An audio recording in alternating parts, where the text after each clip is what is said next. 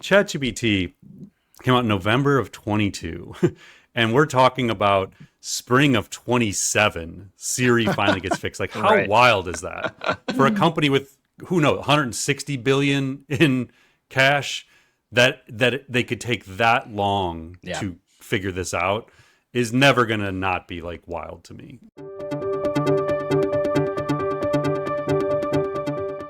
Well, here's some more positive news because in our third big topic this week, we finally got the AI forward version of Siri, at least a preview of it from Apple. So at their Worldwide Developers Conference, Apple unveiled the long delayed AI overhaul of Siri, which has been completely rebuilt, and the company is calling it Siri AI. Apple says the new Siri is far more conversational, knowledgeable, and capable. It can answer questions about what's on your screen, search across your personal data, like messages, emails, and photos using context. It can pull in real-time information from the web and take actions across your apps and devices. It also keeps a conversation history in a dedicated Siri app synced privately through iCloud and will work across iPhone, iPad, Mac, Apple Watch, and Vision Pro.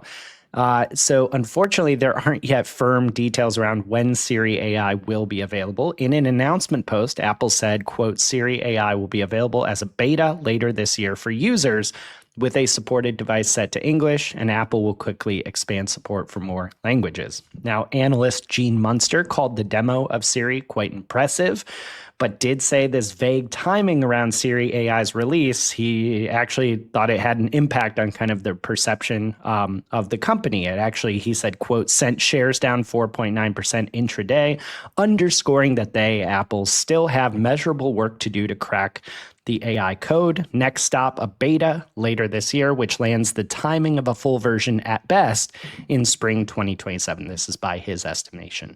However, he did also note, he said, quote, the good news is since no competitor can offer compelling personalized AI today, Apple likely has 2+ years to get it right.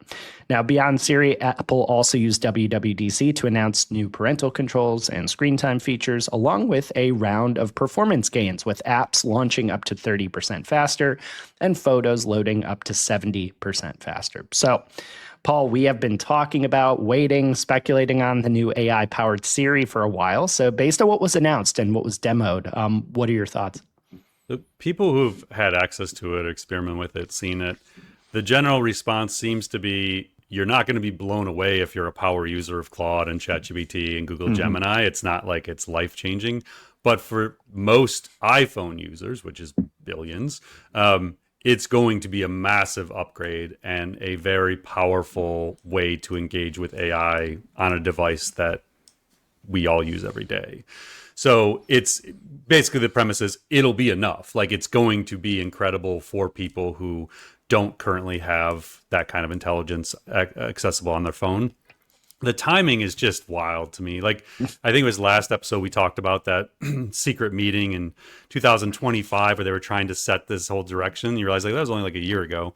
But I mean, ChatGPT came out in November of 22. And we're talking about spring of 27. Siri finally gets fixed. Like, how Right. wild is that for a company with who knows 160 billion in cash that they could take that long Yeah. to figure this out is never gonna not be like wild to me. Like I get that there's internal politics and they had some failed efforts, but man, that's just like a case study in innovator's dilemma, I think. Yeah, truly.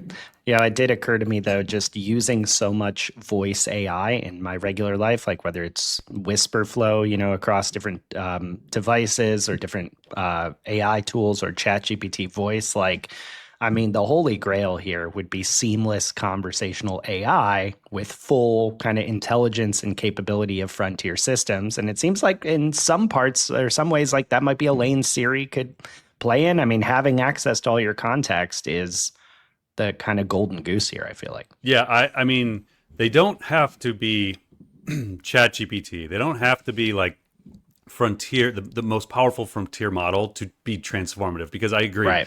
if it just when I did voice text, Yeah. like when I was listening to text, if it just spelled things correctly, if it just learned the proper spelling of my kid's name, so I have to like change those things. If I could talk to it about data living within apps that it has access to.